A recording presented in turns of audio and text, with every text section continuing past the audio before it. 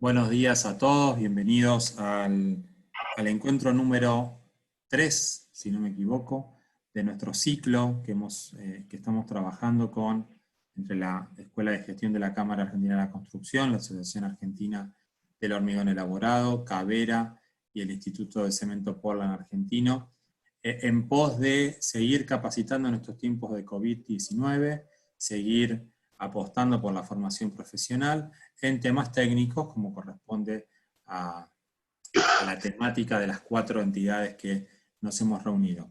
Hoy nos acompaña el arquitecto Roberto Tosini, que va a ser presentado formalmente por Pedro Chuet-Misé, de la Asociación Argentina del Hormigón Elaborado. Un par de cositas prácticas, simplemente para que disfrutemos lo más posible de esta experiencia de formación, salvo los expositores, que básicamente va a ser Roberto, pero la mayor parte del tiempo. Les pedimos a todos algunas cuestiones de urbanidad tecnológica o de etiqueta de Zoom. Uno, que tengamos apagados los micrófonos a fin de poder evitar ruido externo, ruido ambiente y todo eso. Luego, si pueden y si internet se los permite, nos gusta ver las caras, entonces prendan la cámara. Sabemos que, no sé, hoy internet está fatal en todos lados, pero si lo permite nos divierte un poco más ver la cara de los participantes. Y también que tengan a bien, casi todos lo han hecho me parece, poner su nombre y apellido en el recuadradito de su cara o de su foto, ¿no? Para eso tienen que ir a donde aparece su nombre o su usuario, aparecen 3 puntitos, hacen clic ahí, ponen renombrar o rename, si lo tienen en inglés, y ahí pueden poner Sebastián Orrego o fulano de tal. Bueno, Sebastián Orrego no pongan porque vengo a ser yo. Lo aclaro porque alguna vez ha pasado. Más que nada, porque ahí vemos que tenemos uno que es Arqui, Calidad, o sea, Carlos, Camila, nombres genéricos, y lo que ha pasado es que a veces entra alguien sin nombre, con un nombre de fantasía, y hace bardo, hace lío, no queremos tener un mal momento, o Galaxy J6 porque te puso automáticamente el nombre del teléfono. Traten de poner su nombre y apellido. En general a veces ni dejamos entrar cuando vienen sin nombre, pero hay que explicárselo, entonces bueno, entran y en todo caso si se portan mal los retamos, entre comillas, pero viene bien saber quién está conectado y no pasar un mal momento. Después también pasó el aviso parroquial. Con la Asociación Argentina de Hormigón Elaborado venimos teniendo muchos cursos de capacitación vinculados a estos temas. Revisen nuestra web y fundamentalmente suscríbanse a nuestras redes sociales. Hoy es la mejor manera de estar al tanto de absolutamente todo lo que hacemos. Hacemos 1 o 2 webinars por día. Hay días que tenemos más de 2 actividades y a veces en simultáneo. Nos suele pasar también, por suerte somos un equipo de trabajo en la Escuela de Gestión y en las demás entidades. Y viene bien que estén todos enterados y al tanto y que nos puedan seguir en las redes. Digo a las de la escuela, después Pedro o Jerónimo pueden comentar las de la asociación, y no sé quién, si está Alicia o Eduardo de Cavera o alguien del ICPA. Nosotros en Instagram y en Twitter es EGC Argentina, EGC_Argentina en Twitter, EGC Argentina en Instagram, son las dos más importantes, y en el ámbito profesional, en LinkedIn nos encuentran como Escuela de Gestión de la Construcción. Ahí van a estar al tanto absolutamente de cada cosa que se mueve en la Escuela de Gestión, que son muchas, que tenemos muchas propuestas de formación, y también van a encontrar nuestro WhatsApp para poder suscribirse a una lista de difusión que les llega semanalmente un boletín de novedades con los cursos que tenemos próximamente. La semana que viene, después supongo que Catalina o Jerónimo contarán la charla número 4, vinculada a este ciclo que tenemos entre las 4 entidades, que es pensar en la industria del hormigón post-COVID. O sea, va a ser una charla que también esperamos convoque mucho, porque tenemos que pensar qué hacemos cuando esto empiece a resolverse de alguna manera. En este sentido, los invito a todos a que estén atentos a que este viernes a las 3 de la tarde va a haber una charla sobre los protocolos de seguridad que se deben implementar en obras de construcción, convenio UOCRA, convenio SOCAGLIMP y convenio Huecara. Estamos armando, el licenciado Ricardo López, que es quien comanda esta área en la Cámara de la Construcción, entiendo que está en contacto con Pedro, para también armar alguna conferencia específica sobre el protocolo, que entiendo que está muy bien hecho por lo que pude leerlo, que ha preparado la asociación vinculada al tema de hormigón. Alguien nos pregunta cuál es el WhatsApp de la escuela. Cata, después por favor comentarlo al final de la charla, no quiero quitarle más tiempo a Roberto, que me están avisando que es largo, que es larguero, entonces no quiero yo ser el responsable de su alargue temporal. Pedro, te paso la palabra. Gracias, Sebastián, gracias por tu presentación. Bueno, buenos días a todos. Yo soy el ingeniero Pedro Choedmicé, director de la Asociación Argentina de Hormigón Elaborado. Les quiero dar la bienvenida a este ciclo de conferencias que organizamos desde la Asociación Argentina de Hormigón Elaborado junto con la Escuela de Gestión de la Construcción de Camargo, junto con el ISPA, Instituto de Cemento Portland Argentino, y con CAVERA, Cámara de la Vivienda y Equipamiento Urbano de la República Argentina. Este es un ciclo de diversas temáticas que iremos presentando por diferentes profesionales del rubro del hormigón elaborado, dentro de la iniciativa Capacítate en Casa, organizada por Camargo. En el día de hoy nos va a acompañar el arquitecto Roberto Tosini, que se desempeña como gerente comercial de la firma Policemento. Además, se desempeñó como líder comercial en empresas de productos químicos para la construcción y mantenimiento industrial. No lo quiero hacer más larga la presentación de Roberto, así que creo que ya...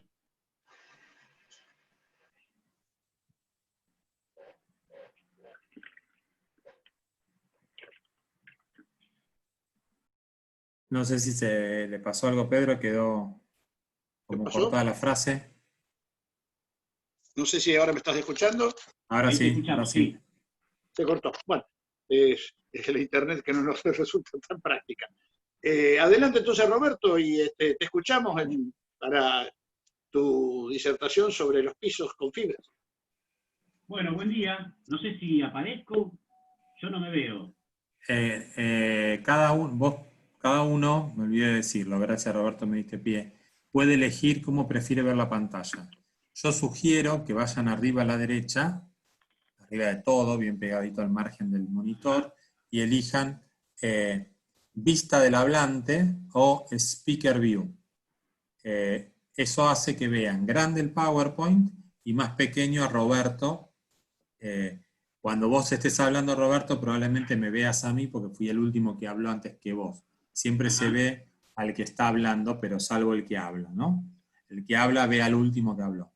Pero para todos nosotros, para poder verte a vos a un costado y ver el PowerPoint, recomiendo que usen la vista del hablante o speaker view si lo tienen en inglés. Te escuchamos, Roberto.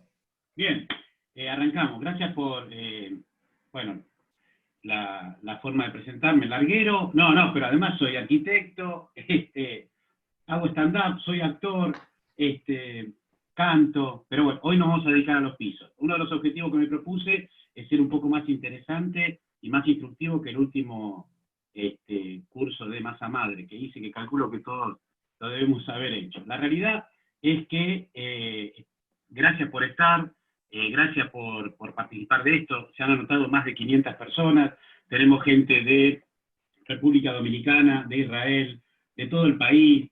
La verdad que, bueno, está bueno que podamos, esta iniciativa de la Cámara de la Construcción, realmente nos ayuda a instruirnos y además a pasar este momento raro, no digamos ni bueno ni malo, raro, ¿sí? Cosas como que hay gente que uno la imaginaba tan seria, verla en videos de TikTok, que ni se imaginaban que iban a llegar a hacer esas cosas, pero bueno, se está dando esta situación. Hoy vamos a hablar de los pisos industriales reforzados con fibra, ¿sí? Yo pertenezco a la firma Policemento. Policemento tiene más de 30 años en el país, inició su actividad como fabricante de fibras para el hormigón. Hoy tenemos una línea de producto de más de 130, y bueno, nos especializamos mucho entre otras cosas, en pisos industriales, además de impermeabilizaciones, aditivos, productos para reparar hormigón, pero hoy, bueno, nos vamos a centrar en este tema que es muy interesante. Vamos a dar la charla, se hace a veces un poquito larga, lo vamos a acotar en no más de 1 hora, porque la realidad es que hacemos una gran pincelada sobre muchos temas de los pisos, no solamente del hormigón para hacerlo, de cómo se hacen los pisos de hormigón con fibra, sino además los recubrimientos que pueden proteger a este hormigón, a partir de qué uso y qué tránsito le vamos a dar. La realidad es que nosotros podemos definir como pisos de hormigón a estructuras o superficies generalmente totalmente apoyadas, ¿sí?, en terreno, sobre un terreno capaz de soportar situaciones de carga de gran magnitud. O sea, acá tenemos algunos ejemplos donde industrias químicas, hasta la Fórmula 1 o algunos comercios que tengan algún tránsito bastante alto. La realidad es que el desarrollo y la evolución de la construcción de pisos fue avanzando mucho a lo largo de los años.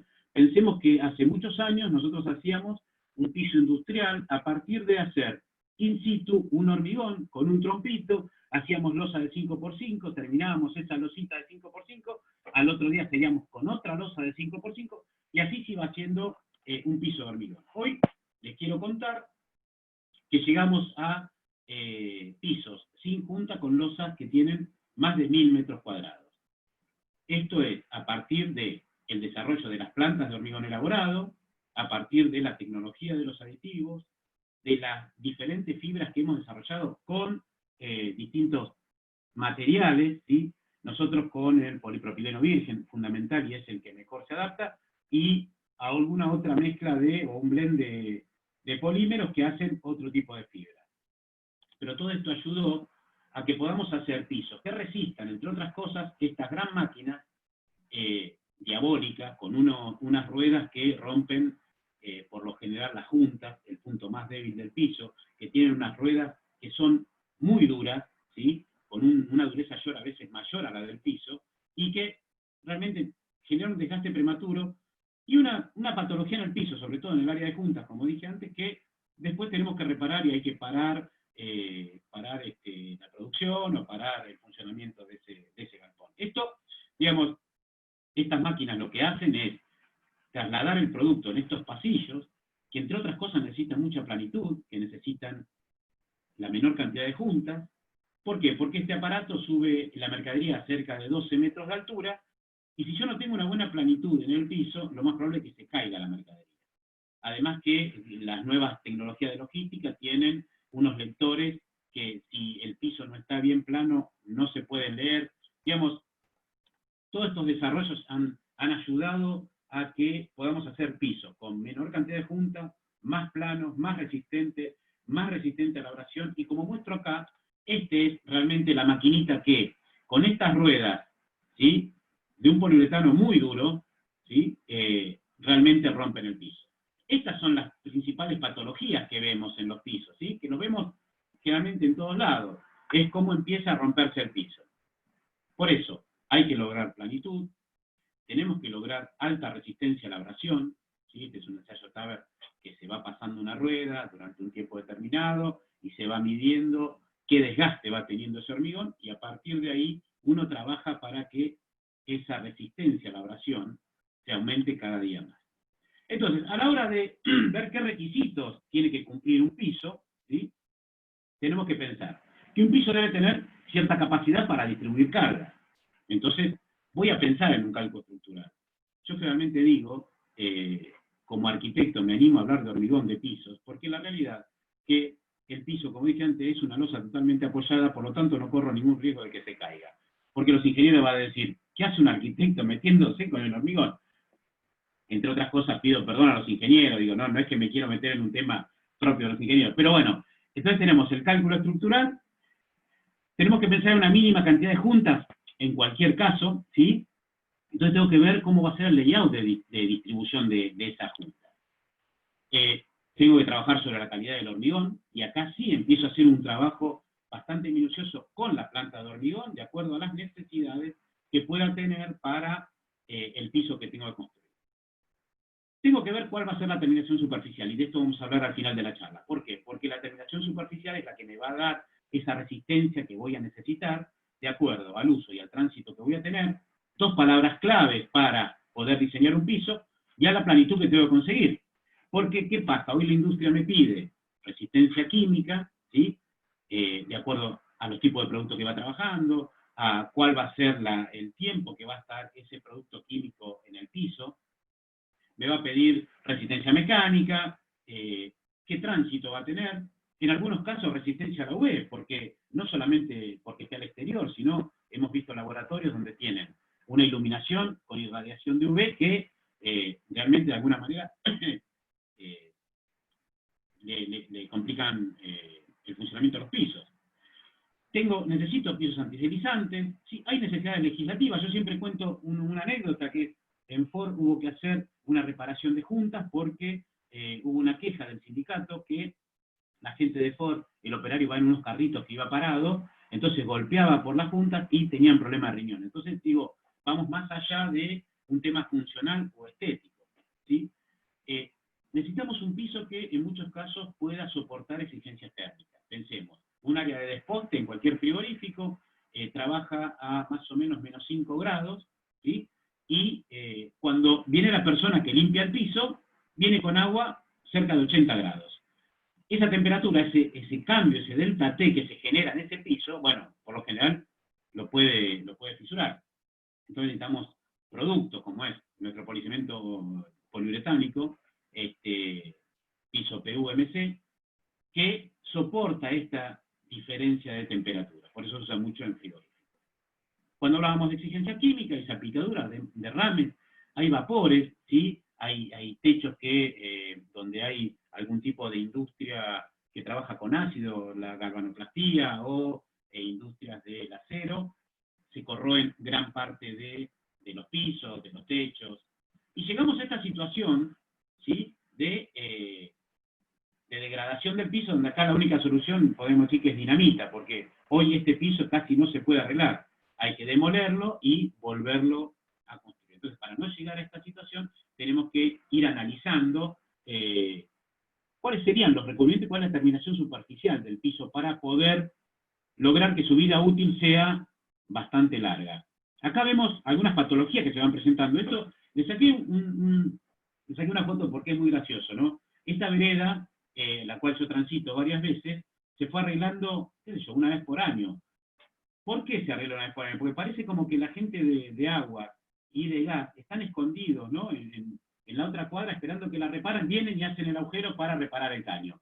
Se van, vuelven a hacer la vereda, vienen los de agua y más o menos así es como se van haciendo. Entonces se generan estas patologías donde la reparación es muy difícil lograr la misma textura. Bueno, hay que diseñar productos para poder lograr que ese piso parezca como hecho de una sola vez.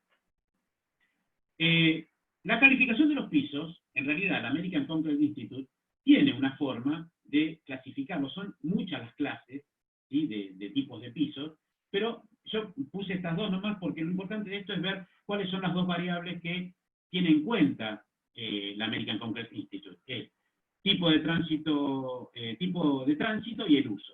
Esas son las dos variables que uno tiene que tener en cuenta para diseñar un piso.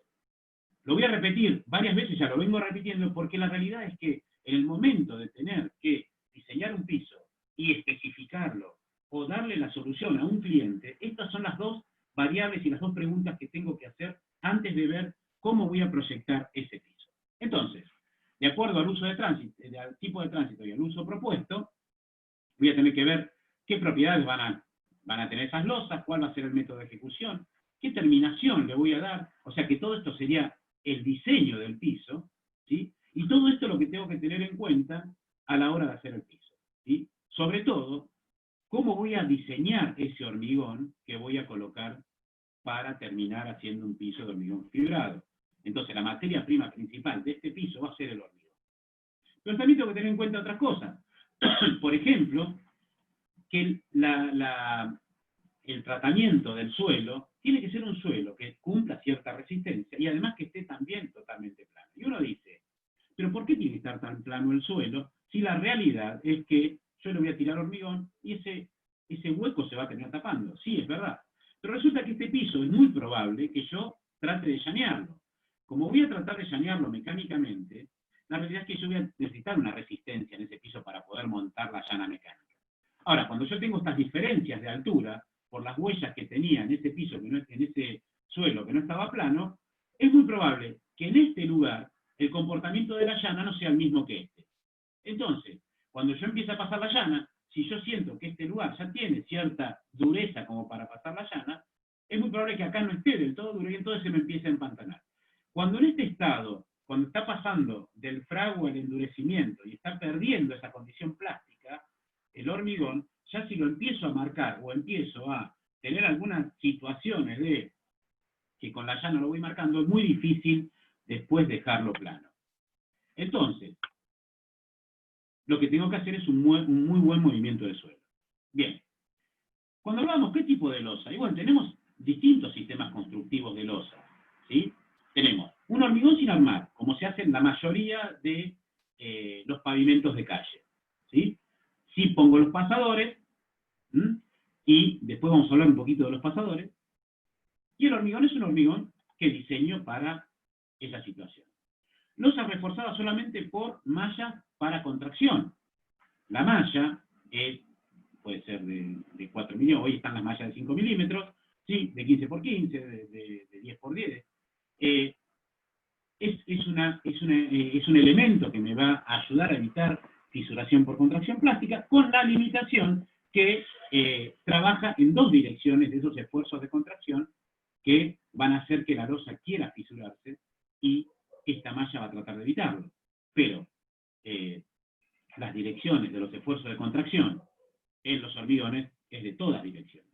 Y por otro lado, como recomendación o sugerencia, tener en cuenta que la malla va en el tercio superior del hormigón, por lo menos de la mitad para arriba.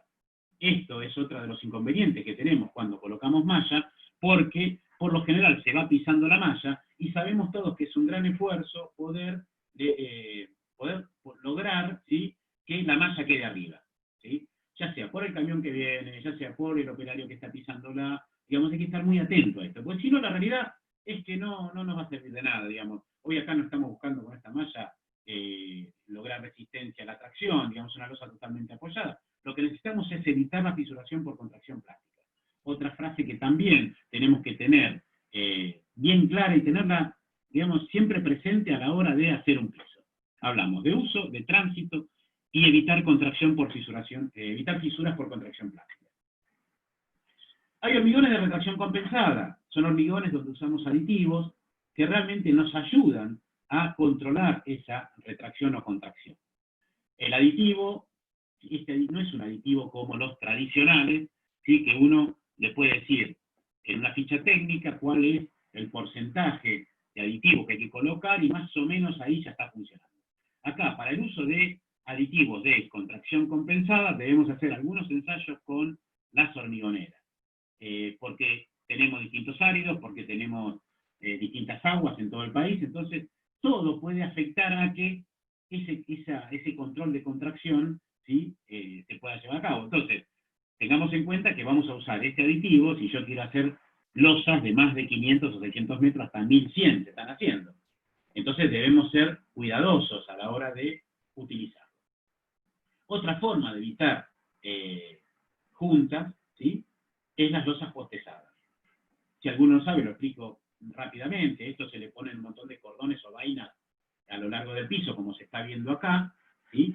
Y en este extremo, esto seguramente, ustedes van a ver ahora, es una junta de trabajo, en estos extremos se coloca una especie de crique neumático donde se va estirando las primeras 24 horas esta vaina, que es cuando el hormigón intenta contraer, esta vaina lo expande, o sea, lo estira, digamos, ¿sí? Entonces, este es otro sistema por el cual nosotros podríamos hacer pisos de grandes tamaños sin junta. Acá tenemos una losa totalmente armada, digamos, una losa estructural. También, digamos, podemos usar doble malla, podemos usar ya no una armadura secundaria, sino podemos usar una armadura estructural, y tendríamos también un piso que pudiéramos evitar muchas juntas y hacer paños más grandes.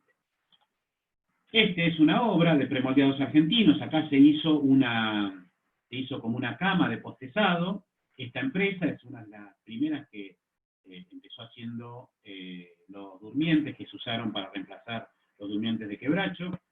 Esto en realidad es un gran hormigón que tiene más de 1000 metros y no tiene juntas, porque en las puntas se colocaba una especie también como de prensas que estiraban el hierro. Acá se ven unas plaquetas de chapa que iban unas patas, y acá una gran mesa donde se ponía los hierros, todos durante 100 metros, a lo largo de 100 metros, todos soldados, y moldes para poder hacer estos durmientes.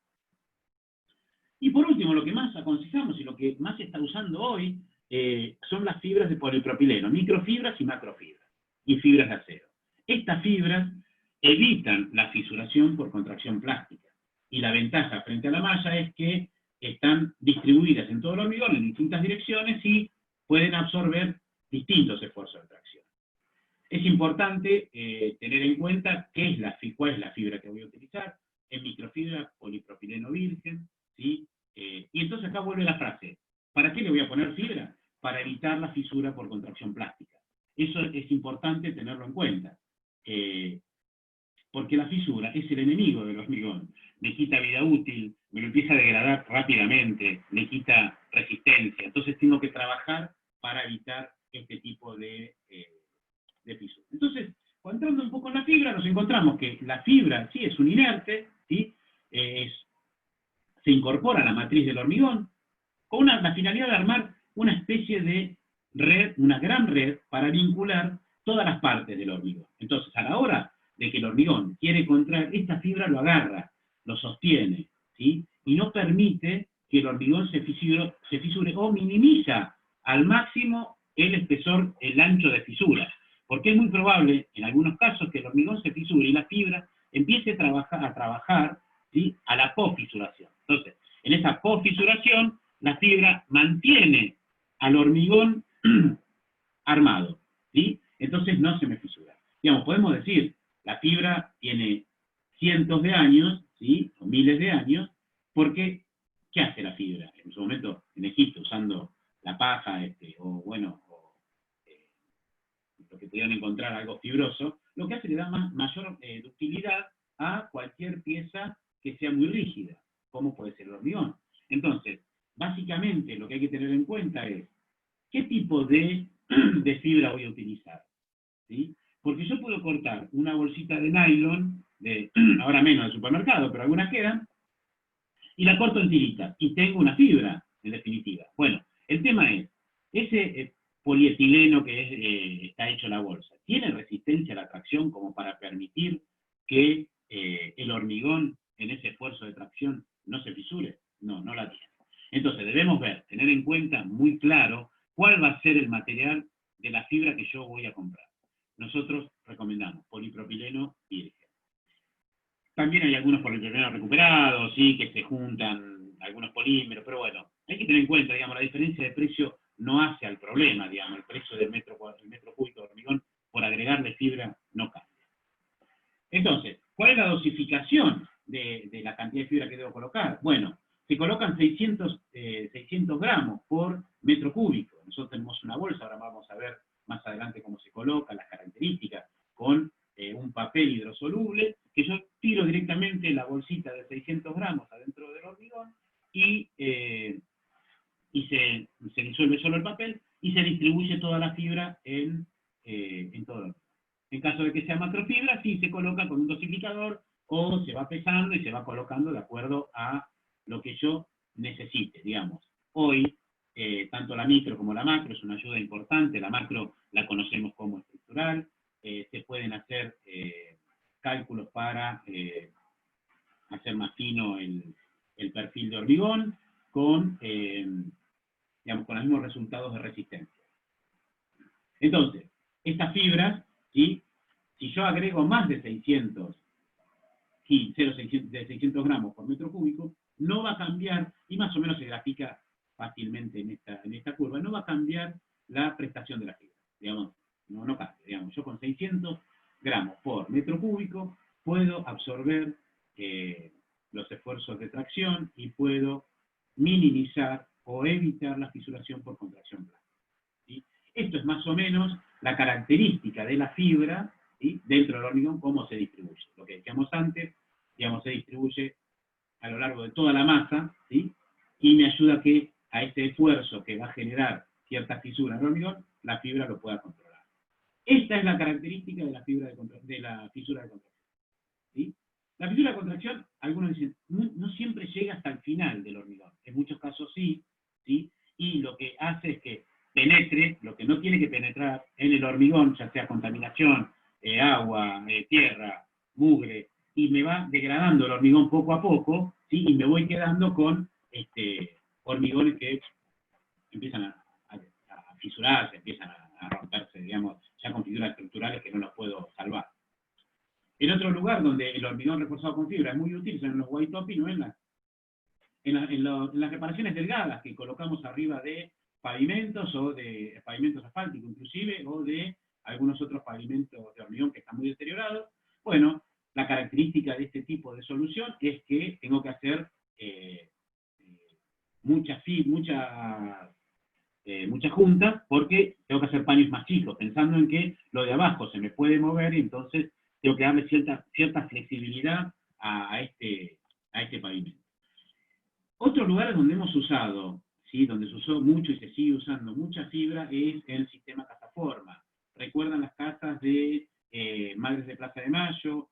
En casas que se han hecho mucho en el interior. Bueno, básicamente es este panel de telgopor, ¿sí?, con una estructura metálica de ambos lados, donde de esta manera, como lo está haciendo este operario, se va proyectando el reboque o el hormigón, en caso que sea hormigón, y se van construyendo las casas.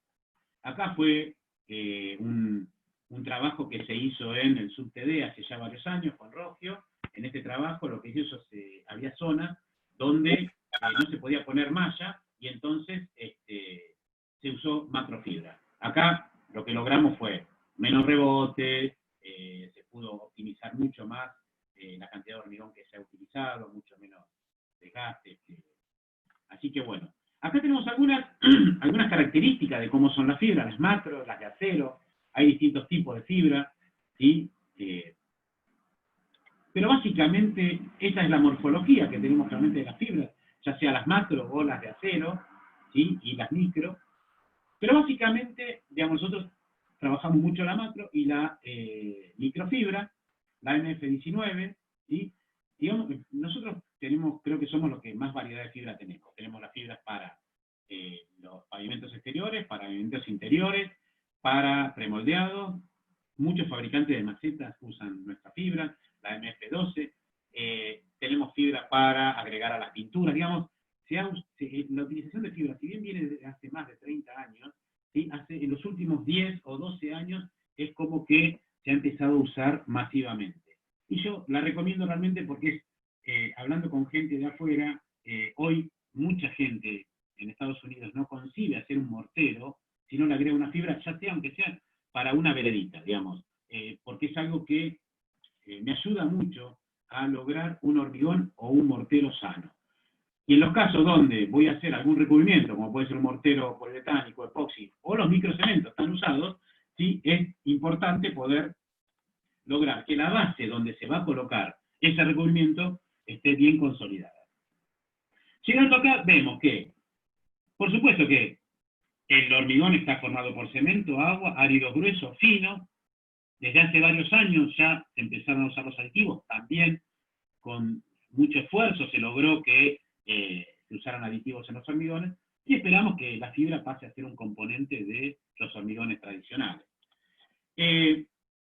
Así que bueno, un poco lo que vimos hasta ahora es una buena base, ¿sí?, tratar de hacer un hormigón de la mejor manera, evitando la mayor cantidad de juntas y colocándole fibra para evitar fisuración por contracción plástica o aumentar, ¿sí?, la tenacidad de ese hormigón. Porque ¿cuáles son los efectos de contracción y variación térmica sobre la losa?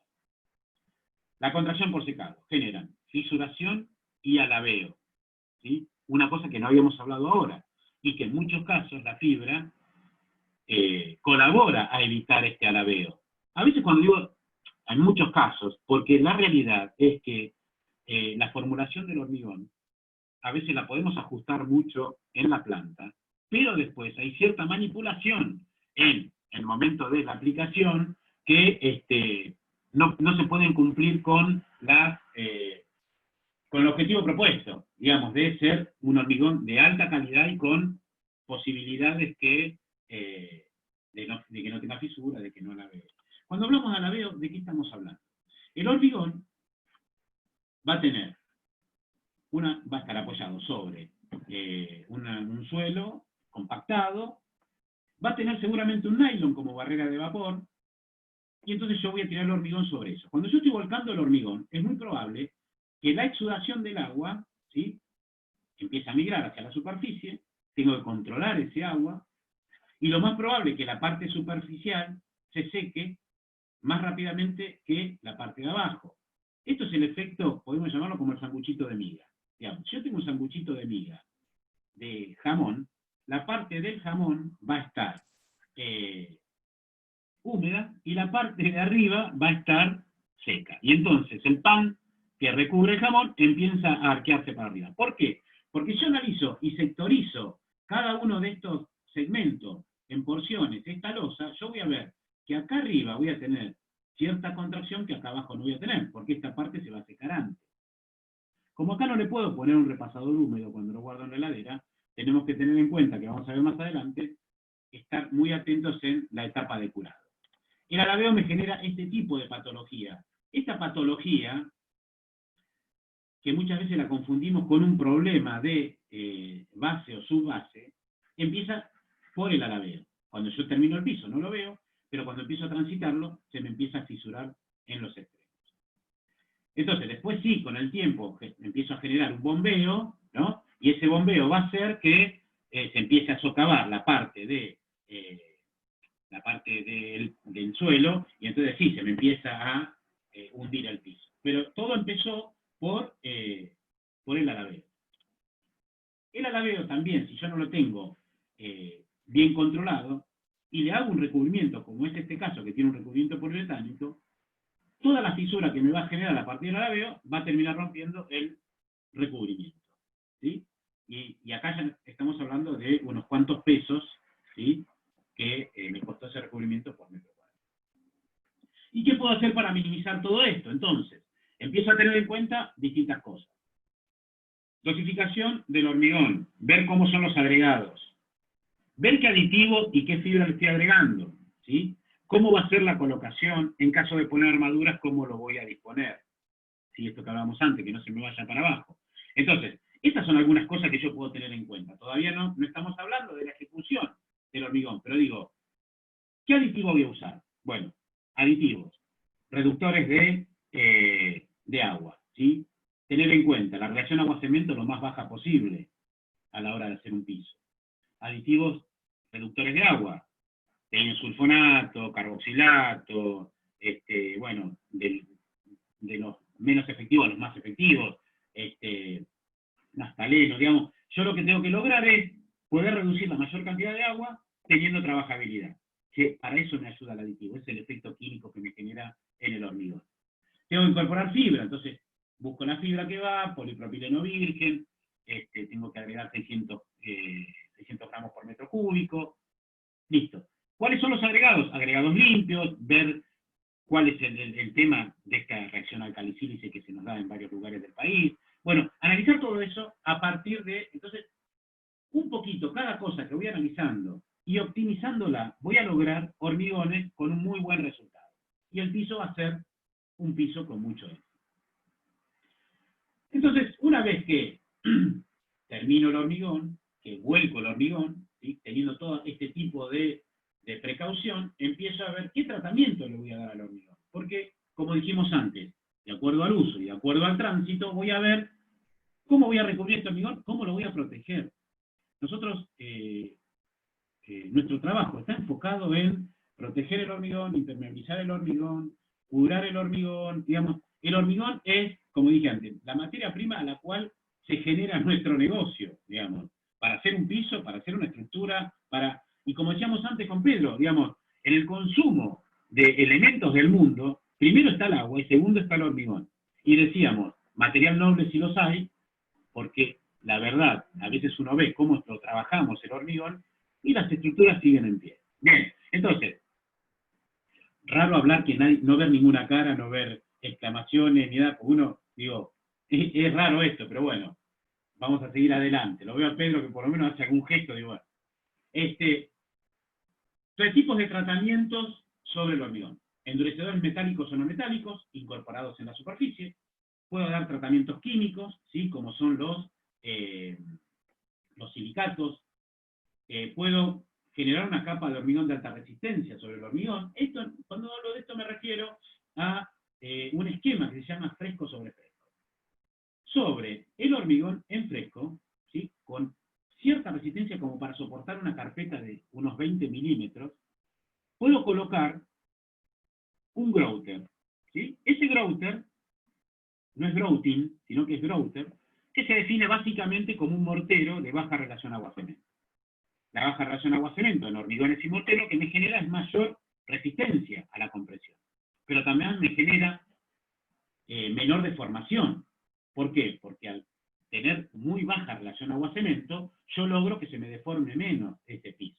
Pero ¿qué pasa? Si yo bajo mucho el agua, lo más probable es que no tenga trabajabilidad. Entonces ahí es donde yo le incorporo el polímero, y con ese polímero hago trabajable ese mortero o ese hormigón de baja relación agua-cemento.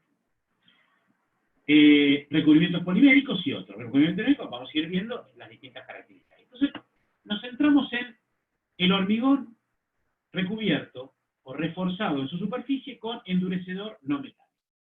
¿Por qué tengo que usar endurecedor no metálico? Porque la realidad es que cuando el hormigón empieza a ir fraguando, a ir endureciendo, hay parte del agua que la va exudando, que me ayudó para la trabajabilidad, pero no la voy a utilizar ahora.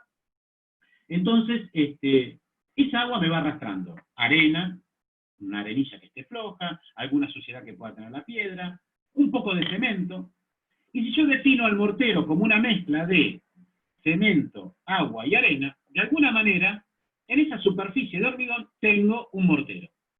Pero ¿qué pasa? Tengo un mortero con alta relación agua-cemento, digamos, pura agua. Y eso es lo que hablamos comúnmente como esa capita que le queda muy débil. Y resulta que donde yo tengo que tener mayor resistencia a la abrasión, ¿sí? Estoy teniendo la menor resistencia a la abrasión. ¿Por qué? Porque esa capita se me generó y rápidamente va a volar en cuanto empieza a darle tránsito al piso. Entonces le agrego el endurecedor no metálico. El endurecedor no metálico básicamente es una granulometría de cuarzo, son distintos granos de cuarzo, ¿sí? Con una curva granulométrica estudiada para que no queden espacios huecos, ¿sí? Sin estar cubiertos, y cemento, que va a ser el aglutinante. Entonces, a ese morterito que tenía, con mucha agua y poco cemento, le incorporo cemento y el cuarzo, ¿sí? Uno de los materiales más duros del planeta, para darle resistencia en la superficie.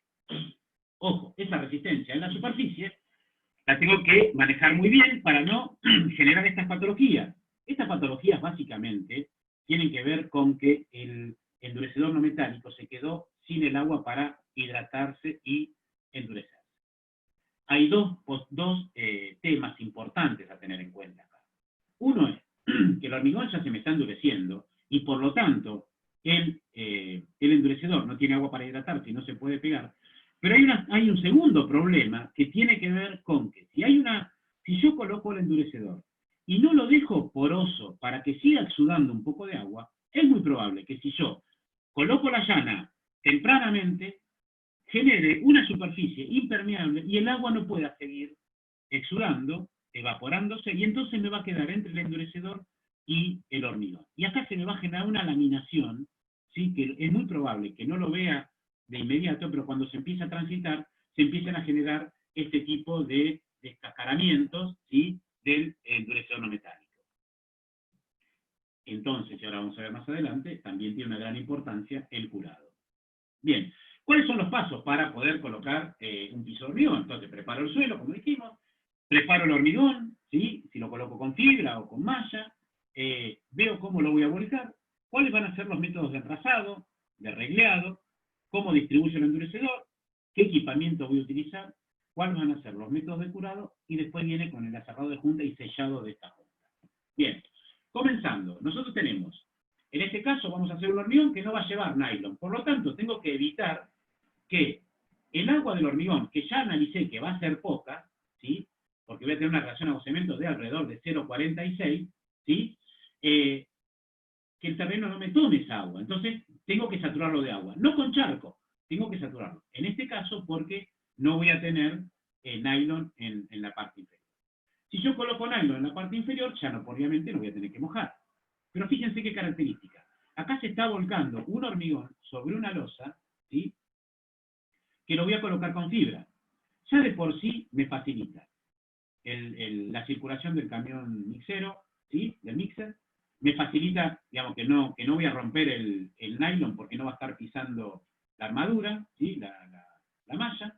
Entonces digo, tiene muchas ventajas la utilización de la fibra para hacer un hormigón.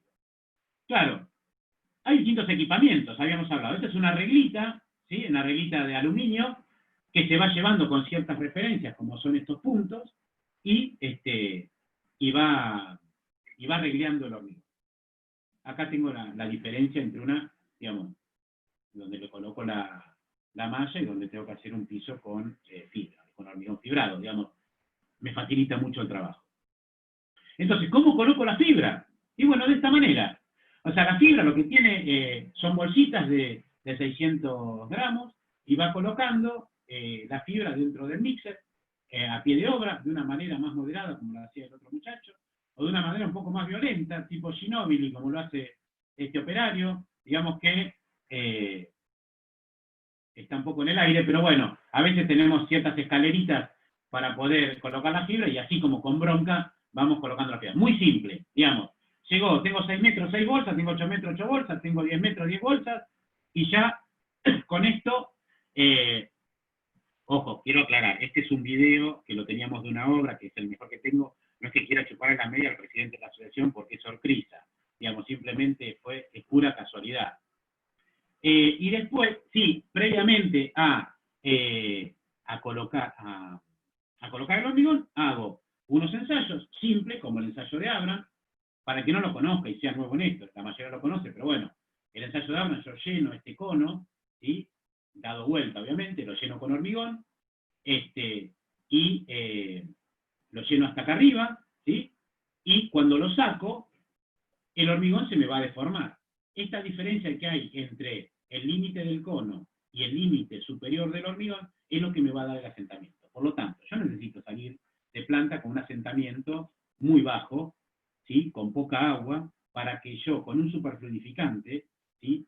En nuestro caso, por ejemplo, el policemento SFP, ¿sí? Que logramos colocar un porcentaje a pie de obra, voy a llevar un asentamiento de 14, 15, 18 máximo, pero no con agua, sino con aditivo, y entonces esto, digamos, va a tener una mayor deformación, pero una deformación que va a ser producto de la incorporación del aditivo, no de la incorporación del agua. Luego de esto, voy a hacer unas probetas, ¿sí?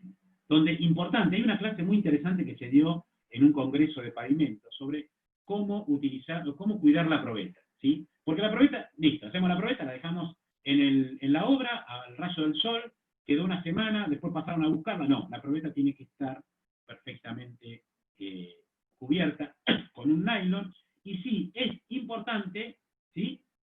Colocar esta etiqueta, ¿sí? Para tener las referencias de esa probeta y después poder pedir cómo fue el ensayo de esa probeta, ¿sí? Recomendamos para la construcción de pisos de hormigón un hormigón como mínimo H25, ¿sí? Porque a partir del H25 tenemos una pasta de hormigón interesante para que se pueda agarrar el endurecedor no metálico, ¿sí? Y no tengamos problemas de desprendimiento. Una vez que tiro el hormigón, tengo este tipo de máquinas, por ejemplo, ¿sí? Donde son unas máquinas láser, ¿sí? Que tienen unos sensores, que va leyendo otro sensor que yo coloqué en el local, y entonces esta máquina me va regleando el hormigón automáticamente. Entonces, con el proceso es, tiro el hormigón, voy regando con la máquina, ¿sí? Le paso el avión, ¿sí? Este avión, que es un gran fratacho de aluminio, que colabora en que vaya penetrándose el endurecedor no metálico, ¿sí? Que se vaya metiendo un poco en el hormigón, y el endurecedor lo vamos poniendo así al voleo con una pala, y después empiezo, y ahí espero a ver cuándo llega el momento de poder empezar a llanear ese hormigón. ¿Sí? Acá tenemos otras características de cómo va quedando el hormigón con una llaneadora láser, una regla láser. También tengo reglas vibradoras manuales, y después empiezo a esperar para colocar, para empezar a pasar las llanas. Acá simplemente lo puse por una cuestión que me pareció muy, muy piola, la forma que tenía esta gente de la empresa Ponce, que coloca, como no tiene salida por atrás este terreno y había que hacer todo este estacionamiento, entonces deja las llanas atrás, porque no vamos a poder pasar con las llanas por acá caminando, porque esto va a estar más fresco que el fondo, y entonces deja las llanas casi en suspensión, con unos palitos, con unos hierros, y luego una vez que empieza a tomar resistencia el hormigón del fondo, saca los palitos y empieza a llanear. Pareció interesante. Bien, esto es más o menos cómo se ve una regla láser, ¿sí? Y acá, bueno, distintas situaciones donde voy tirando el hormigón, donde voy pasando el plato. Y acá lo que vemos es, acá tenemos la persona que está pasando el plato y la persona que está pasando la llana. La velocidad de la llana obviamente es mayor que la del plato. No sé si está viendo bien el video, a mí se me entrecorta un poco, pero básicamente lo que veo son las etapas de cómo voy construyendo un hormigón. Vuelco el hormigón, paso el avión, vuelco, le voy espolvoreando el endurecedor no metálico, y como se ve acá abajo, ¿no? Ya sea al voleo, o ahora vamos a ver una maquinita con la que se puede colocar, y luego empiezo a esperar para poder pasar la llana. Recordemos, si yo paso la llana fuera de tiempo, muy apresuradamente, es muy probable que logre una superficie muy impermeabilizada, o con poca posibilidad de que siga migrando el agua, por lo tanto va a dejarme agua entre el endurecedor y entre el endurecedor, no puedo pasar la diapositiva, entre el endurecedor y el hormigón, y entonces se me puede craquear. Bien, esta es una obra, una obra hecha por Tecnipisos, que es en Pilar, es un Walmart, y muestro esto porque frente a distintos colores son distintos los comportamientos o la forma que hay que trabajar. En este caso, se colocaron muchos kilos de endurecedor, se buscaba, no sé si 7 kilos o 8 kilos, se buscaba un color un poco más intenso, porque la realidad es que era un color claro y querían este color. Entonces, hubo que diseñar un color para este Walmart y pensemos, este endurecedor tiene que hidratarse y tomar resistencia y endurecer con el agua de exudación del hormigón, que viene en distintos colores, marrón, verde, ¿sí? Entonces es difícil que pueda lograr un color claro, muy intenso, tengo que trabajarlo muy bien. Ayer estábamos hablando y decíamos, cuando tengo que hacer un piso blanco, muchos usan la técnica de esperar casi a último momento para espolvorear y llanear.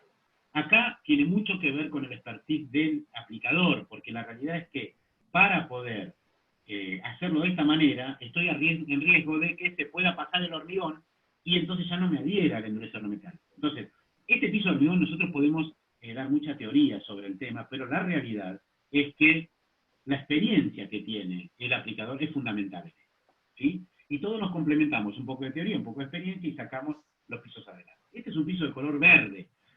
Tengamos en cuenta, el color verde y el color azul llevan un pigmento que tiene mayor absorción de agua que los otros pigmentos. Por lo tanto, hay que tener en cuenta que ese avión que yo pasaba, que es el que me va a ayudar a que el endurecedor se aplaste un poco más, penetre un poco más en el hormigón, y entonces la exudación del agua lo hidrate, yo tengo que tener claro que tiene que estar bien hidratado este endurecedor antes de pasar la llana. ¿Qué pasa? Con el verde se me ven acá algunos lugares secos, ¿sí? Y que uno no se da cuenta por ahí que está seco y empieza a pasar la llana. Y acá es muy probable que se craquee. Entonces, lo que tengo que hacer, es pasarle nuevamente el avión. Y pasarlo nuevamente hasta que logre y vea que realmente el endurecedor está hidratado. Y ahí esperar 3, 4, 5 horas hasta que pueda pasar la llana. Esta es una espolvoreadora telescópica, también hay pocas en el país. Lo que pasa es que todo este equipamiento nos está ayudando a que se puedan hacer estas logísticas que tienen alrededor de 12.000 metros, 10.000 metros. Es muy difícil trabajar. Ayer estábamos hablando de una obra de 20.000 metros, digamos, muy difícil trabajar estos pisos si yo no tengo un equipamiento que pueda tirar como mínimo 1.000 metros cuadrados por día. Para tirar 1.000 metros cuadrados por día yo necesito 200 metros cúbicos de hormigón. Entonces necesito también coordinar con la hormigonera para poder tener cierta continuidad en el vuelco del hormigón y no generar juntas de trabajo. Entonces, luego de que yo enrasé el hormigón, luego que tiré el endurecedor, recordemos, pongo el hormigón, tiro el endurecedor, lo puedo tirar rápido el endurecedor, y lo puedo tirar rápido si yo hago una buena formulación de hormigón con una relación agua-cemento baja. Entonces, no voy a tener mucha agua de sudación. Voy a tener un hormigón brillante, húmedo, con la cantidad de agua necesaria para hidratar el endurecedor no metálico. Máquinas dobles, máquinas simples, y este es el resultado. Esto es lo que tengo que lograr. ¿Qué pasa? Yo puedo lograr un brillo con las llanas, ¿sí? Se puede lograr el brillo, pero siempre estamos colaborando en ese brillo de los pisos con cera, ¿sí? Que le dan un brillo mejor. Entonces, bueno, por lo general se coloca alguna cera de terminación. Tenemos un aplicador que acomodó unas fratazas, ¿sí? Flash, en la empresa Flash, acomodó unas fratazas en un helicóptero, le puso una especie de paños, y entonces termina los pisos con cera y pasando esa frataza. Pero ¿qué pasa? ¿Por qué a veces no tengo mucho brillo y tengo distintos colores de hormigón? Pensemos que el piso, si bien es fundamental y casi una condición sine qua non, tratar de que los pisos se hagan en estructuras ya cerradas totalmente. ¿Por qué? Por un lado, por la mugre, por el polvo que afuera sigue la obra. Entonces, el polvo que está en suspensión va a caer en el piso, y cuando yo esté llaneando ese polvo, se va a mezclar en la superficie que estoy llaneando, en ese piso. Ese polvo, que a veces me dicen un día queda de un color, otro día queda de otro, a veces hasta tiene que ver con la suciedad ambiente y con la humedad relativa ambiente, tiene que ver con la forma que puse el endurecedor si lo pongo al voleo, ¿sí? Entonces digo, hay muchos condicionantes externos, muchas variables externas que hacen que el piso quede bien o mal. Por eso tengo que minimizar al máximo, y por eso decía antes que, por lo general, logra este resultado. Porque son muchas las variables que tengo que tener en cuenta, que no tienen que ver con los materiales, ni con las herramientas que utilizo, que hacen que el piso quede de una manera o de otra. Bien, entonces, esta es la superficie que va a quedar, y llega el momento del curado. Bien, ¿por qué tengo que curar? Porque tengo que lograr que el agua que tengo dentro del hormigón no se vaya rápidamente, no exude y migre rápidamente, y me quede controlada para poder hidratar todo el cemento que tengo que hidratar para que vaya tomando resistencia. Porque tengo que lograr que tenga mayor resistencia a la abrasión ese hormigón, ¿sí? Por esto que decíamos antes, que si dejo que se vaya el agua me va a dejar en la superficie una superficie muy débil. Hay un montón de cálculos que me hablan de qué resistencia va a lograr el hormigón con un buen curado y con un mal curado. Cambia a veces hasta en un 50% la resistencia a la compresión que logra el hormigón con un mal curado. Alabeo de las losas, desprendimiento de polvo de la superficie, y en muchos casos agrietamiento por contracción plástica. Tengo distintas maneras de curar el hormigón. Una es con nylon, ¿sí? Perfecto, se puede hacer. Y es muy viable, y además hemos hecho muchos curados con nylon. El único problema es que ahora, vieron que ahora la realidad es que la gente de un piso industrial pretende una estética que antes no se pretendía. Antes se quería del piso industrial, estoy hablando yo empecé con los pisos industriales alrededor del año 97. Antes lo que se quería era, se quería que tenga resistencia, que lo pueda circular, que no se me fisure. Bueno, ahora, además de todo eso, tiene que quedar lindo. Además de todo eso, tiene que tener una estética para que se vea, porque, digo, muchas marcas, no es solamente caprichoso el tema, muchas marcas, ¿sí? Terminales automotrices, lugares donde fabrican el producto que después distribuyen otras empresas, exigen que sus pisos sean de una característica especial y similares a los que tienen en planta. Entonces, la estética no es solamente una cosa caprichosa, sino que es exigida. Hoy, después voy a mostrar, nosotros hemos vendido pintura en un montón de agencias Toyota. En esas agencias, digamos, Toyota les pide que tengan una característica del piso que parece el comedor de su casa. Bueno, ahora los comedores están un poquito más desordenados, que estamos las 24 horas dentro, pero digo, en un comedor en época normal con la gente trabajando. Bien, entonces, ¿qué pasa con el nylon? El nylon, todos estos puntitos que se ven en el nylon, que es de condensación, quedan marcados en el piso. Y entonces ya ese piso nos queda como queremos que quede. Acá se ve cómo se debe colocar el endurecedor, el curador. El curador se coloca con estas mochilas o con algún tipo de compresores, ¿no? Con unas vainas que van colocando el endurecedor en una cantidad necesaria y una cantidad justa que pueda lograr este efecto. Digamos, cuando yo coloco el endurecedor es muy difícil calcular qué cantidad, cuánto es el consumo que estoy colocando. Entonces yo te puedo decir, son 100 centímetros cúbicos por metro cuadrado. Perfecto. Ahora, de la manera que lo estoy colocando es muy difícil calcular si en todos los espacios del piso tiene esa cantidad. Pero sí tengo que lograr este efecto, porque el efecto de, por ejemplo, en nuestro caso, el policemento Cusi, que es un curador al solvente incoloro, o también con una materia prima para hacerlo de exterior, tengo que lograr este efecto, como si fuera el del nylon. Porque la ventaja de esto es que yo coloco el curador y ya está, me olvidé. Y el curador, a medida que el piso se va secando, se va desprendiendo. Y después viene la parte de aserrado, ¿sí? Ojo, ¿cuál es la ventana de aserrado de un piso? Bueno, hay un cálculo para hacerlo, pero hay que tenerlo en cuenta. Y para que sea, porque ese cálculo no lo hace casi nadie, digamos, si yo tengo un tiempo cálido, entre 10 y 12 horas tengo que estar aserrando el piso. Entre 10 y 15 horas tengo que estar aserrando el piso. Sobre todo ahora que hay máquinas y hay desarrollos de discos que se puede cortar el hormigón en un estado fresco y no me astilla los labios de la junta. Entonces, y en un tiempo frío puedo estar entre 10 y 24 horas. Pero digo, no pueden pasar más de 24 horas antes de poder aserrar las juntas del piso. Bien, y ahora entramos en la parte de juntas. Un tema interesante, digamos. La junta, en realidad, yo la defino como una fisura ordenada y estética. Digamos, lo que yo hago con el piso, ¿por qué se me va a fisurar?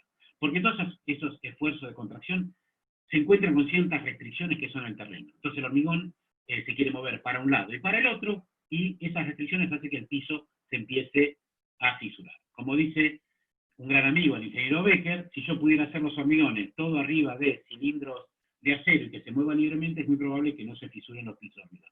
Pero eso, bueno, es imposible. Entonces, en este caso, yo lo que tengo que hacer es debilitar el piso en algunos puntos, como son las juntas, para que el piso, en el momento que se mueva, se fisure en ese lugar. Entonces me queda la junta perfectamente alineada. Hay juntas de construcción y hay juntas de trabajo, o juntas de construcción. ¿Cuál es la diferencia? La diferencia es que unas son las que hago aserrada, y sugiero en el aserrado que por lo menos tengo que llegar a 1/4 del espesor del hormigón. En muchos casos, si se puede hacer hasta 1/3, mejor. Y el efecto va a ser un efecto similar al que está pasando acá. Digamos, el efecto es corto hasta 1/4 o hasta 1/3 del espesor, y luego se me va a ir haciendo la junta hasta el final. Diferencia entre junta de contracción y junta de construcción. La de construcción es hasta donde llega el día de trabajo y estoy volcando el hormigón, y la de contracción es la que yo hago aserrada, para evitar esa fisura.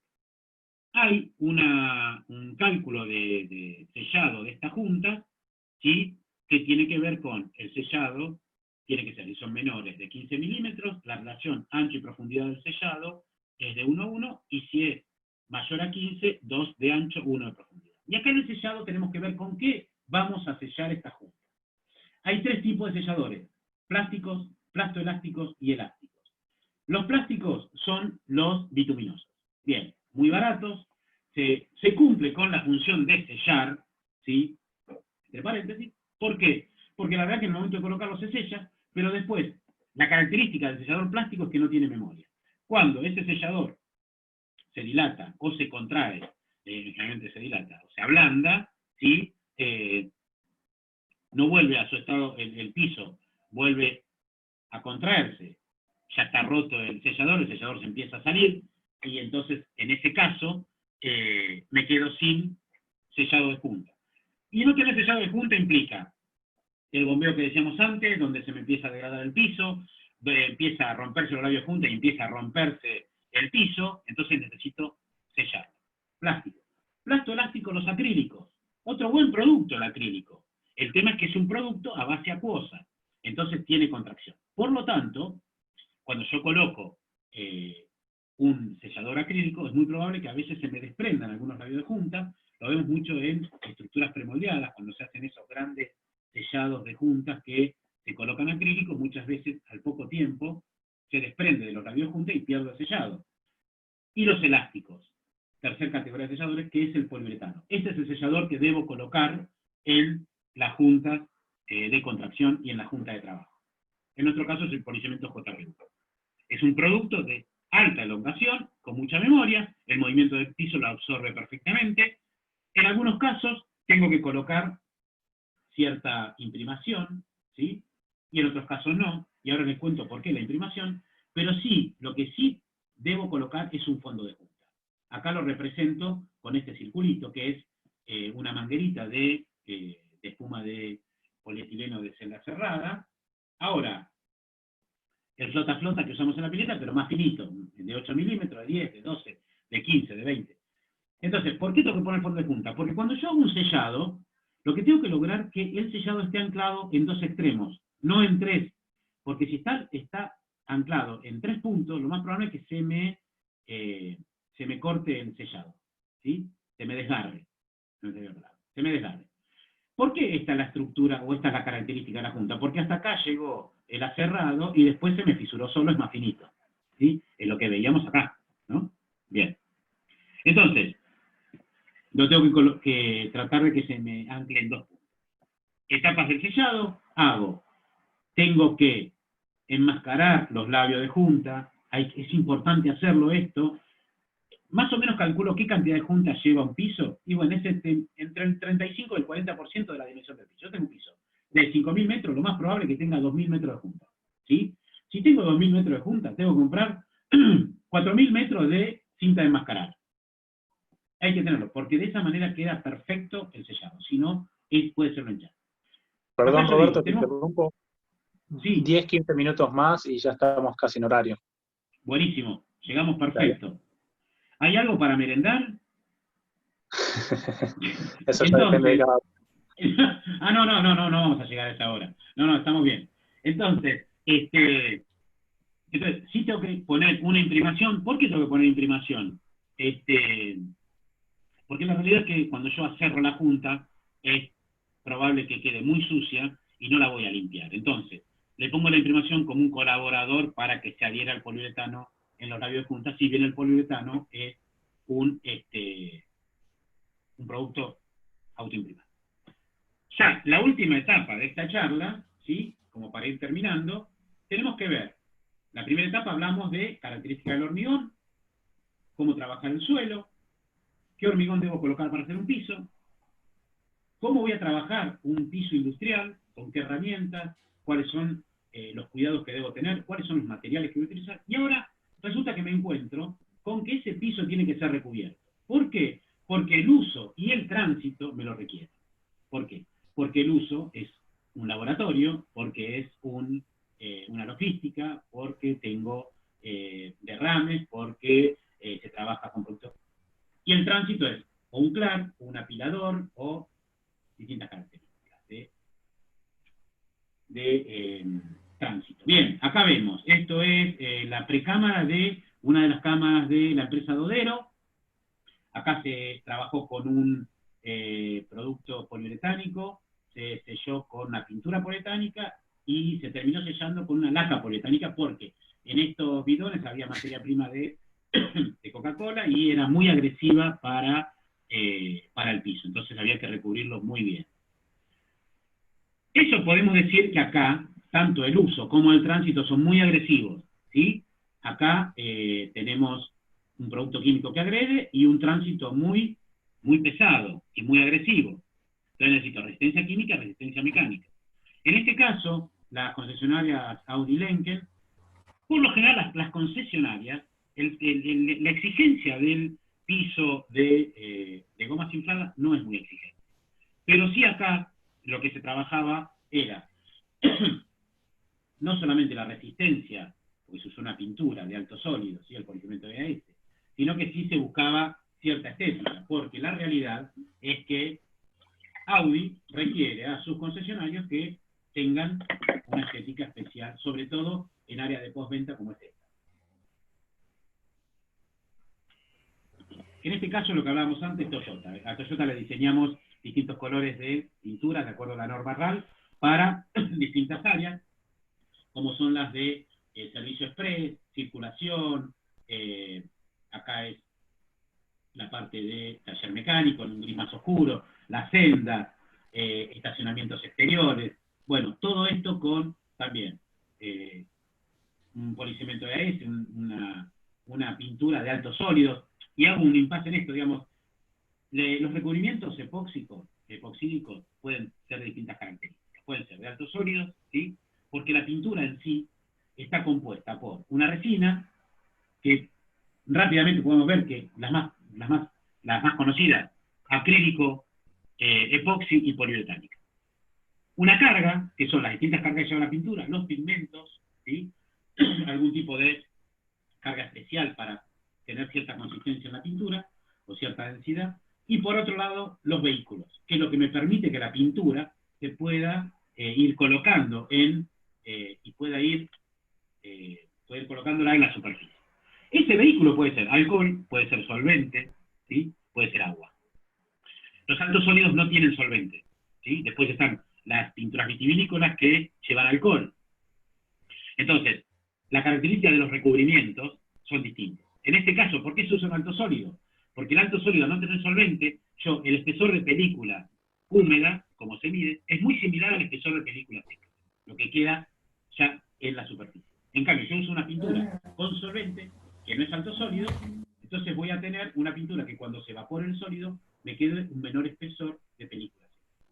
Son un montón de datos que vamos tirando, pero bueno, lo importante es saber, después yo le doy datos, alguna consulta, listo, nos manejamos en privado y podemos conseguir, inclusive la charla queda subida, está en la página de la Asociación del Hormigón y está en la página de la Cámara de la Construcción, entonces en este sector de educación. Entonces podemos preguntar y ampliar muchos otros temas, estamos dando algunos temas muy por arriba. Estas son las características de un piso, de una concesionaria, ¿sí? Cómo se puede encontrar originalmente, y de acuerdo a un enduido epoxi, ¿sí?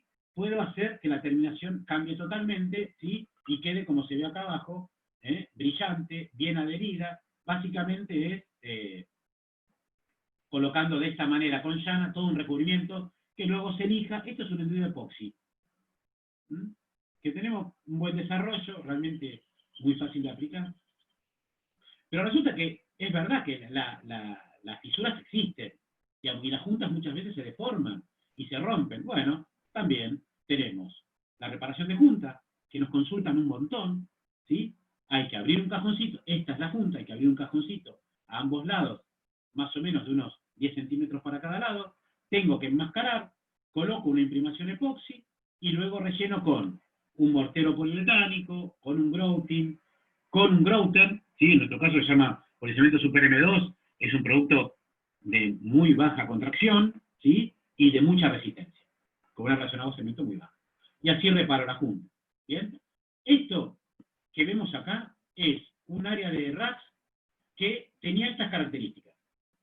Así estaban las juntas y así estaba el piso, y le fuimos colocando, y volvemos a ver la maquinita esta, le fuimos colocando un mortero Super M1 para consolidar la base y recomponer la capa de rodamiento, y luego una pintura alto sólido. Y de esa manera logramos que estas máquinas puedan circular, porque evidentemente con estas ruedas chiquitas y tan duras, y sobre todo tienen una atrás que va girando loca, entonces, digamos, en esta superficie era imposible que trabaje. Y hubo que recomponer capa de rodamiento y recubrimiento.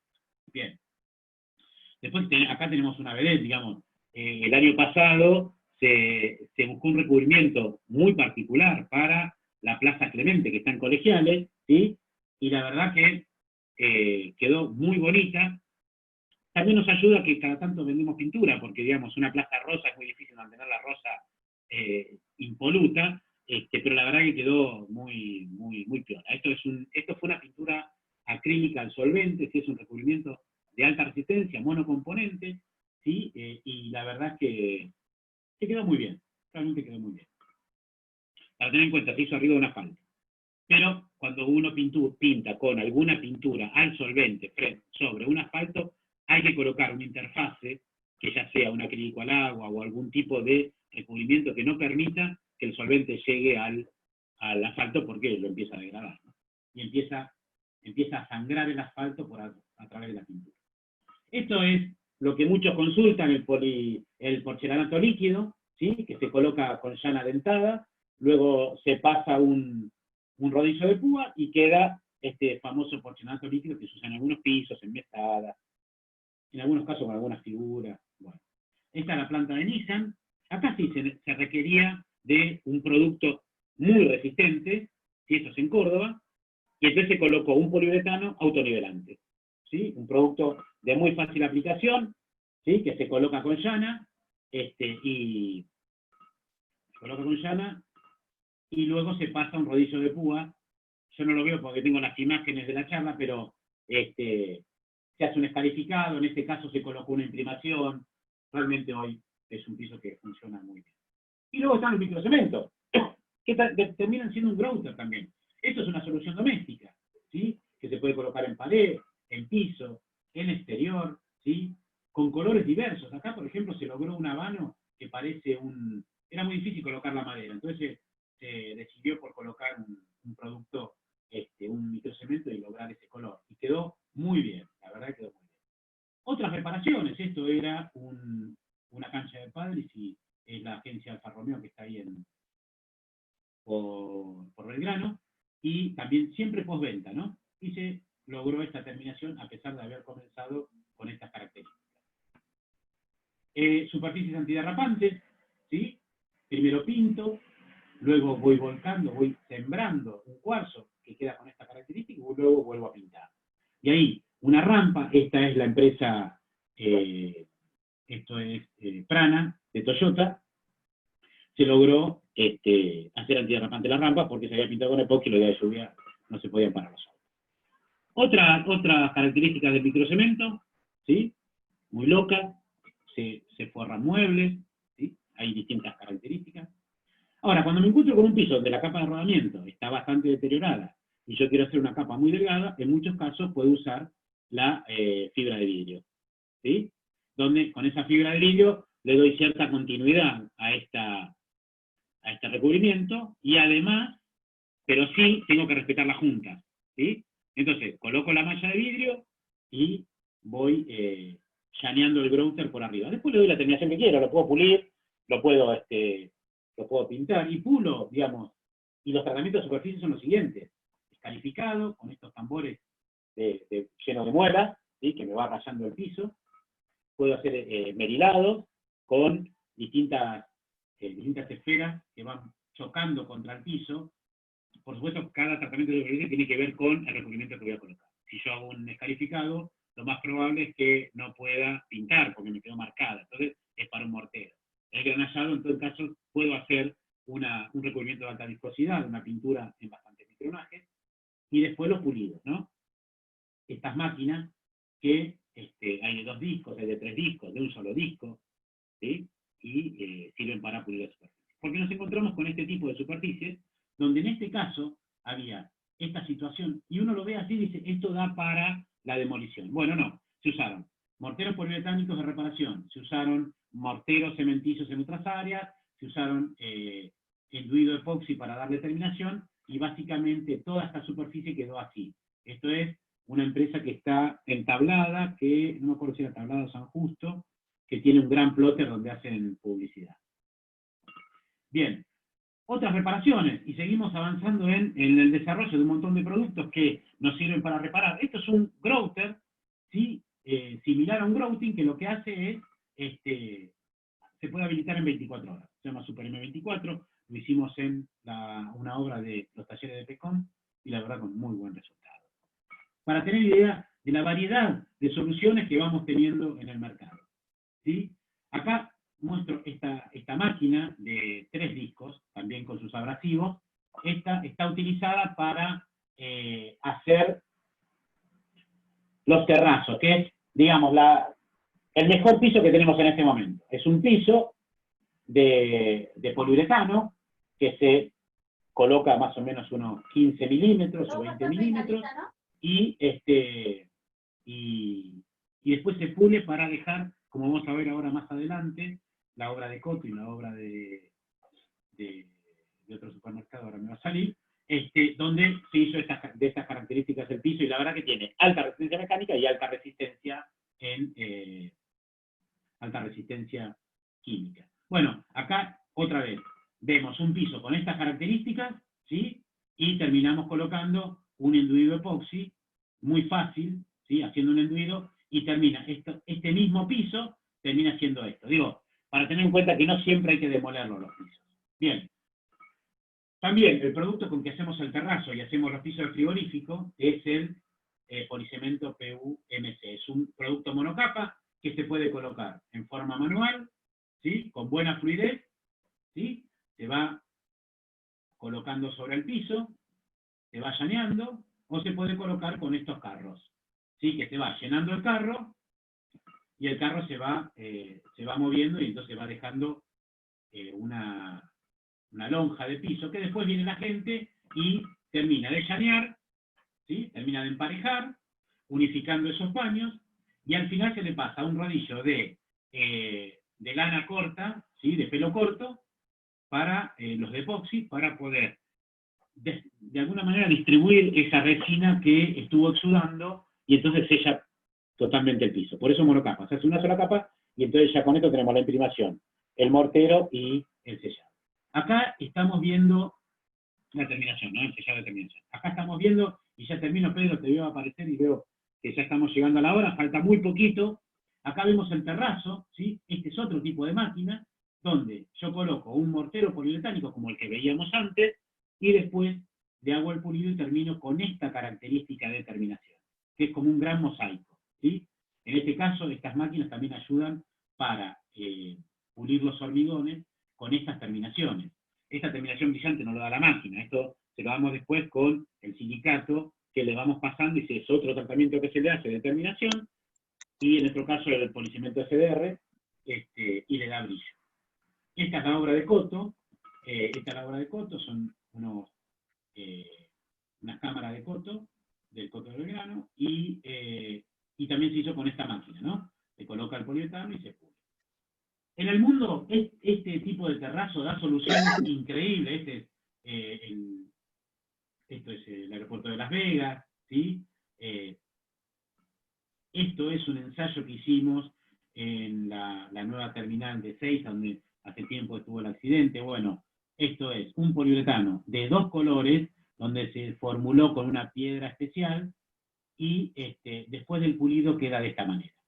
Al final no sé cómo terminó la obra, porque creo que decidieron por alfombra, pero así se iba colocando, digamos, con estas varillitas de acero, de aluminio, ¿sí? Para darle las formas que van teniendo. Esto es el aeropuerto de Dallas. Digamos, en el mundo no se está pensando en el costo de estos pisos, porque la realidad es que es una solución increíble. Acá, bueno, acá otro mercado, otra situación, pero, digamos, son pocos los pisos que se hacen.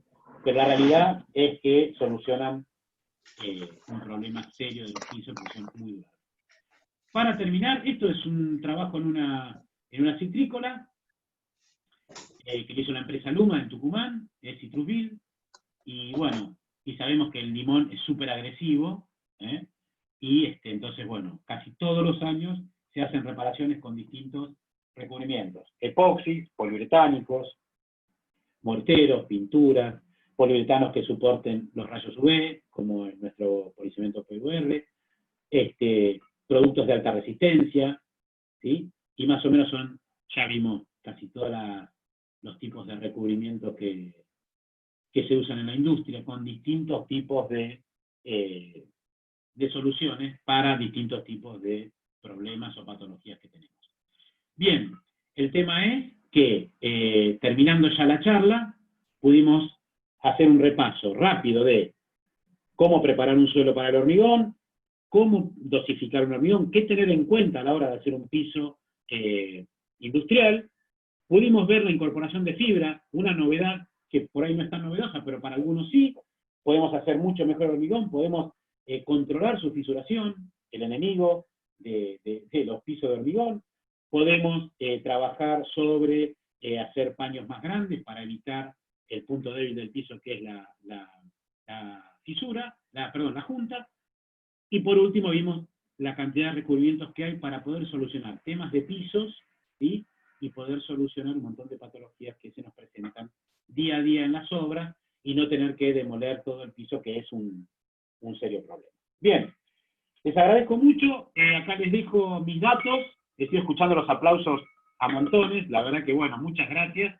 Les dejo mis datos, este es un QR donde si lo leen rápidamente se lo llevan a la agenda del teléfono.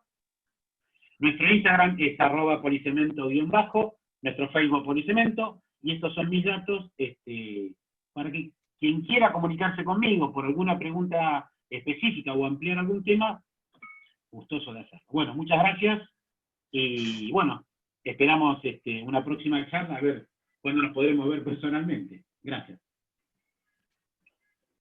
Bueno, gracias a vos, Roberto. Yo no sé si, Jerónimo, querés dar paso a las preguntas que fueron haciendo.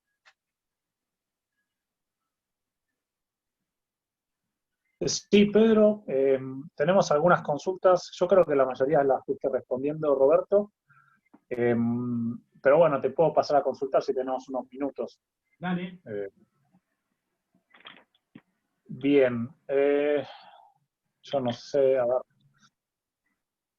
Nos pregunta Cecilia si luego de la colocación del hormigón con fibras se realiza algún tipo de terminación para evitar el efecto barba peluda, como lo llama ella. Porque siempre le queda ese efecto luego de terminar. No sé, yo que esto creo que lo respondí. No, lo que puedo decir con esto es lo siguiente. Inicialmente la fibra que se utilizaba era la fibra que se llama fibrilada, que era una fibra un poco más dura, y que hoy por hoy mucha gente y muchos ingenieros la siguen usando para los pavimentos de hormigón. ¿Qué pasaba? En los pisos de hormigón llaneados interiores empezaba a aparecer un poco esta fibra, pero por eso se diseñó la microfibra. Con la microfibra ya no pasa más este problema. Para el uso de la macrofibra es importante usar máquinas pesadas para que, sí que es una fibra más dura, quede adentro del hormigón. Pero hoy con la microfibra ya no tenés ese problema de que quede esa barba peluda sobre el hormigón. Ok, perfecto. A ver, sí, está prendido.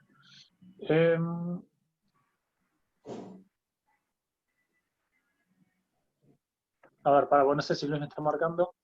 ¿Qué incidencia económica tiene el agregado de fibras por metro cúbico de hormigón? Mirá, hoy yo diría que no llega ni al 4% de lo que vale el metro cúbico de hormigón.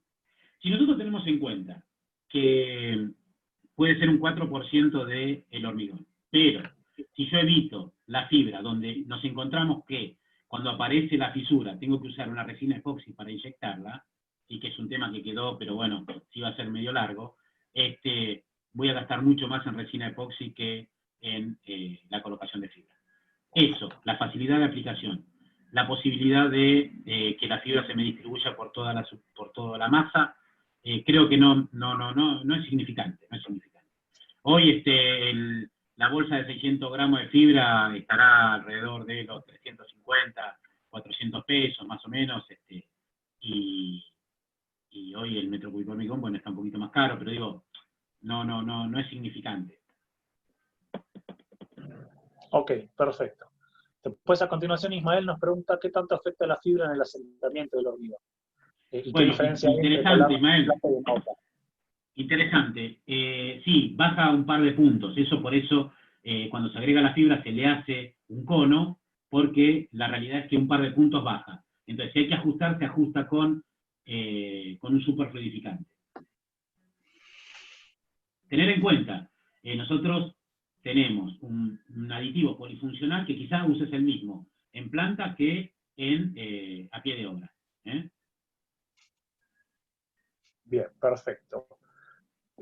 Después nos pregunta Juan Manuel si cambian algo el proceso si uno utiliza hormigón fibrado en vez de ser hormigón convencional con la armadura.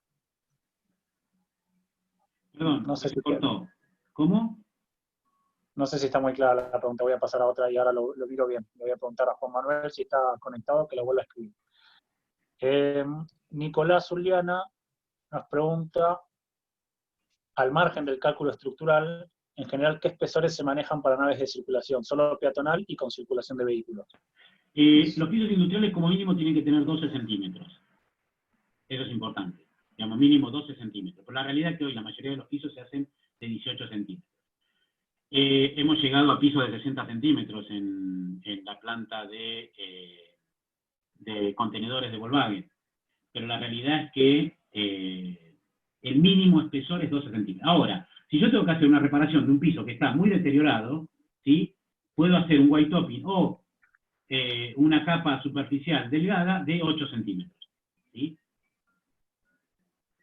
Ok.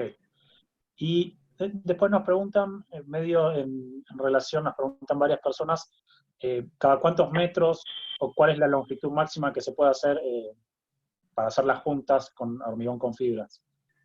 Nosotros en pisos interior, lo máximo que sugerimos es de 6x6, o sea, 36 metros cuadrados como máximo. Y en exterior 5x5. Eso es un hormigón tradicional, le pones una microfibra, ¿sí? Y no hiciste ningún tipo de incorporación, digamos, o un estudio exhaustivo para hacer un piso sin junta. Pero digo, el piso común que yo hago, 5x5 exterior, máximo, 6x6 máximo interior. Estoy conectado. Juan Manuel. Sí, estoy conectado. Por favor, transmití la pregunta porque no me quedó en claro y... Correcto, si correcto. Gracias por escucharnos, Roberto. Gracias a vos por estar, Juan Manuel. La pregunta era de que, bueno, me ha pasado por muchos casos de fijar diferentes perfiles metálicos sobre hormigón convencional, ¿no es cierto? Y he utilizado diferentes puentes de adherencia de diferentes morteros epoxi, pero en este caso, al utilizar un hormigón fibrado, ¿varía el proceso de puente de adherencia? ¿Tengo que cambiar el proceso? ¿Me refiero al tipo de material? No, para nada. Vas a tener inclusive un soporte más firme para poder adherir cualquier cosa al hormigón. Cuando vos intentás romper un hormigón con fibra, con una buena reacción agua-cemento, es durísimo, digamos, tiene una resistencia mecánica muy alta. Y además, lo que lograste es cierta homogeneidad con la reducción de agua, con la incorporación de aditivos. Básicamente lo que hay que tratar de que el hormigón sea bien cohesivo, y la fibra no intercepta, no le genera nada contra eso. Entonces, ahí no hay ningún impedimento. Lo que sí siempre sugerimos, en caso de anclar algo, sí, puente de adherencia epoxi, y generalmente algún mortero que no tenga contracción, ¿no? Gracias, Roberto. No, por nada, dijo. Bien, y bueno, hacemos dos preguntas más y ya cerramos. Vale. Estamos excediendo. Nos pregunta César, ¿en qué caso se recomienda el uso de fibra de polímero y en qué caso se recomiendan fibras metálicas? La realidad es que la fibra de polímero reemplazó a la fibra metálica. ¿Por qué? Porque cuando yo tenía que hacer un piso con fibra metálica, yo tenía que colocar alrededor entre 25 y 30 kilos de fibra. Cuando yo tenía que hacer un unitado con fibra metálica, tenía que colocar 40 kilos de fibra. Lo que logré con la fibra polimérica es que con 3,5 kilos de fibra o 3 kilos, logro el mismo efecto que con 30 kilos de fibra metálica. En realidad fue un avance, ¿sí?, a este tipo de tecnología. Sí es verdad y si nos entramos en cálculo, es que un ensayo al corte con fibra metálica con respecto a fibra de polipropileno quizás sea distinta. Pero digo, no se está considerando mucho esto. Digamos, tiene que ser algo muy específico. Así que todos nos volcamos a la fibra polimérica. Bien, bueno, y pasando a una última pregunta. Hay muchas, no puedo pasar todas, les pido disculpas. Nos pregunta Gerardo si al aplicar una membrana de curado de base solvente en un piso de alta calidad de terminación, no afecta a la membrana esa terminación lograda antes del curado. ¿Cómo? Perdóname, espera. O sea, si yo pongo una manta de curado... Si eso no te afecta a la terminación que lograste antes del curado. No, bueno, acá interesante también. El tema es el siguiente. Yo coloco una manta de curado, en principio el curado es fundamental, ¿sí? En muchos casos, si yo no tengo todo el ambiente lo estoy haciendo al piso, no lo tengo totalmente cerrado, se generan ciertas ventilaciones, cierto aire que por ahí voy a tener que protegerlo antes del curado al piso en el proceso que voy llaneando. Eso a tenerlo en cuenta. Entonces no me da ni siquiera 7 horas para curarlo, o 10 horas, hasta que lo pueda curar.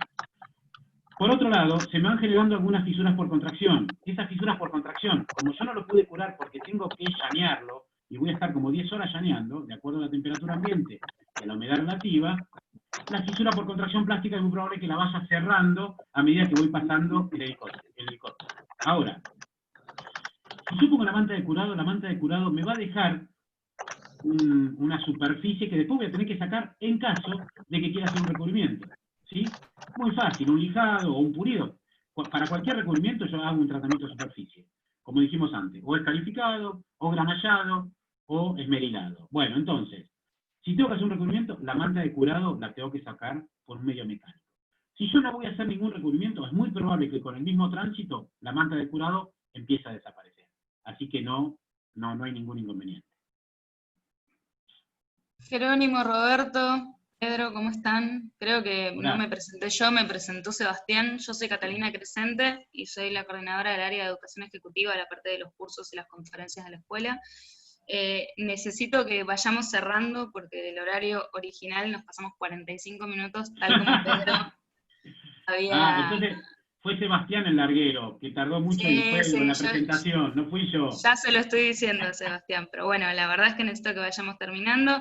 Así como indicó Jerónimo, la presentación la van a poder encontrar en la web de la asociación, y nosotros se las podemos mandar por mail a la lista de las personas que han estado inscriptas, de la misma manera que les vamos a mandar un enlace a la conferencia que está grabada en nuestro canal de YouTube. Están todos las conferencias que venimos haciendo, todas grabadas, no los vivos, en general los bajamos y los volvemos a subir, así que no se preocupen si hoy a la tarde no la ven, probablemente la enviemos el viernes. Sé que quedaron preguntas sin contestar, pero bueno, realmente nos hemos excedido en el horario, así que no hago más que agradecerles. Catalina, están los datos de mail, yo no tengo problema, lo que necesiten, me mandan y vamos, si hay que visitar obras, nosotros estamos para eso, así que lo que necesiten. Les agradezco mucho por la invitación y a toda la gente que ha participado. Bien, buenísimo. Muy interesante la charla. La verdad es que tanto acá como en YouTube la gente agradeció mucho todo lo que nos pudiste comentar. Así que dejo que Pedro haga un cierre y ya finalizamos. Correcto, bueno.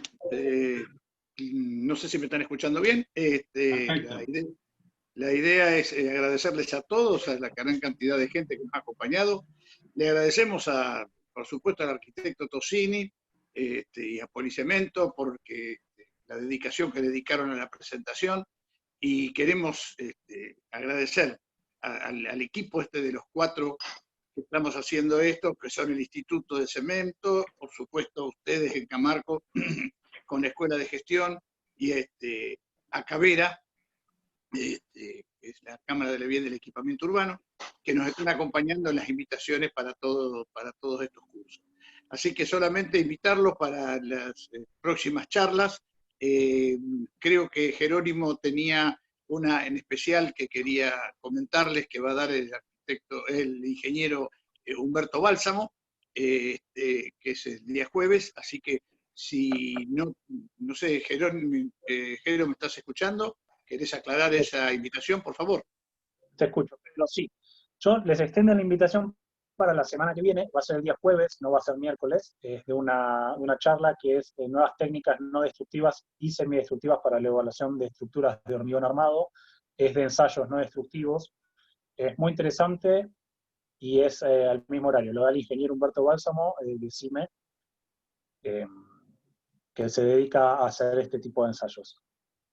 Es una charla que es muy interesante, así que les vamos a estar enviando el link en estos días. Todavía no lo tenemos subido a la web. En cuanto lo tengamos, los vamos a estar comunicando con ustedes.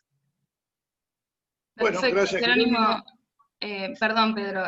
El enlace de esa charla se los vamos a enviar muy probablemente también con el video de esta. Intentamos mandar todo junto, por lo menos desde la escuela. Bueno, listo. Bueno, no lo hagamos más larga. Gracias a todos. Así nos vemos. Nos estamos viendo y nos encontramos en la próxima charla. Gracias y tengan todos buenas tardes. Gracias, igual. Chao.